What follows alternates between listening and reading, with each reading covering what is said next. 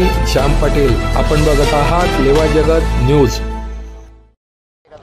बघा, ते आता पक्षश्रेष्ठींचा निर्णय आहे, त्याबद्दल मी आता काही बोलू शकत नाही, कारण की माझ्यासमोर आज डोळ्यासमोर ही मुक्ताईनगर नगर परिषदचं इलेक्शन आहे, हे कार्यकर्त्यांचं इलेक्शन आहे आणि मला कार्यकर्त्यांना न्याय देता आला पाहिजे ह्या इलेक्शनमध्ये आणि जनतेला, मुक्ताईनगरच्या जनतेला मला सुरक्षित करता आलं पाहिजे. आज नगर परिषदमध्ये आपण बघू शकतो की आज सत्ता नसल्यामुळे, फक्त आमची सत्ता नसल्यामुळे, कारण की तेच मागच्या काळामध्ये नगर परिषद जेव्हा पहिल्यांदा झाली तेव्हा भारतीय जनता पार्टीचे सगळे लोक तिथे निवडून आले होते, पण जसं मी सांगितले अर्धे राष्ट्रवादीत गेले, अर्धे सेनेत गेले आणि त्यापासनं तिथे सगळे कामं आमचे थांबवण्यात आले. आज जरी ते किती म्हणत असतील की रक्षाताईंनी 10 लाखाचं काम दाखव, मी दाखवायला तयार आहे. आज मी पूर्ण पत्रव्यवहार दाखवायला तयार आहे की त्यांनी शिंदे साहेबांना सांगून माझ्या कामांना स्टे दिला गेला होता. माझं एवढंच म्हणणं आहे, विकासाच्या मुद्द्यावर तुम्ही लढाई करा, विकासाच्या मुद्द्यावर तुम्ही टार्गेट करा, पण व्यक्तिगत जर नाव घेऊन फक्त एकच नाव तुम्ही घेऊन टार्गेट करत असाल आणि त्यासाठी पूर्ण जनतेला वेठीस धरत असाल तर हे चुकीचं आहे.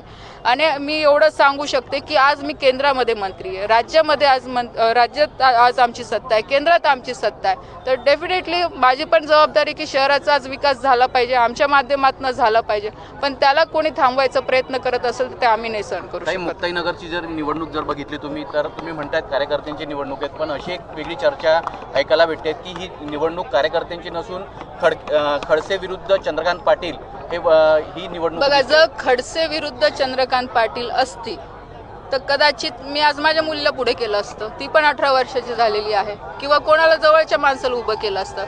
ही कार्यकर्त्यांची निवडणूक आहे, त्यासाठी मी सर्वसामान्य जनतेमध्ये राहणारे जे लोक आहेत त्यांना मी निवडून आणण्यासाठी प्रयत्न करते, सर्वसामान्य जनतेला निवडून आणण्यासाठी. आणि मी आधी मुद्दा तोच मांडला की खडसे विरुद्ध चंद्रकांत पाटील असतील हा व्यक्तिगत वाद आहे, तो आमचं कोर्टातही चालू आहे, त्यासाठी त्यांनी लढावं, मी पण लढे.